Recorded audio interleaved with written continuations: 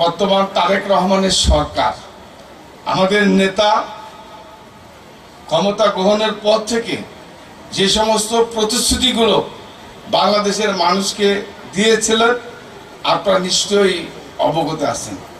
Family card, কৃষি card, খাল খনন শুরু করে এমন কোনো প্রতিশ্রুতি নাই যেগুলো বাস্তবায়িত হচ্ছে না। আমি মনে করি যেহেতু উনি প্রধানমন্ত্রী হয়ে এই যে এখানে মন্ত্রী সাহেবরা আছেন, আমি তো জানি কোনো মন্ত্রী ঘুমাতে পারে না।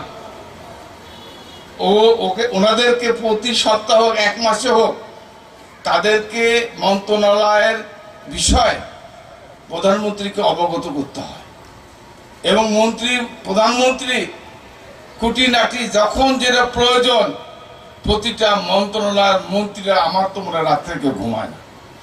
এবং আমি বিশ্বাস করি এই ধারা অব্যাহত যদি থাকে আগামী দিনে বাংলাদেশের মানুষের ভাগ্যের পরিবর্তন হতে সময় লাগবে না।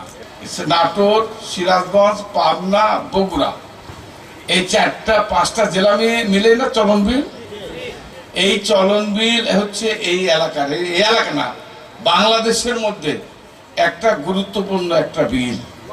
এখানে শত শত টন মাছ উৎপন্ন হয় এবং আমি মনে করি পরিকল্পনার অভাবে আমি বিশ্বাস করি এই বিলের মাছ দিয়ে বাংলাদেশের আমার মনে হয় অর্ধেক চাহিদা পূরণ করা যাবে।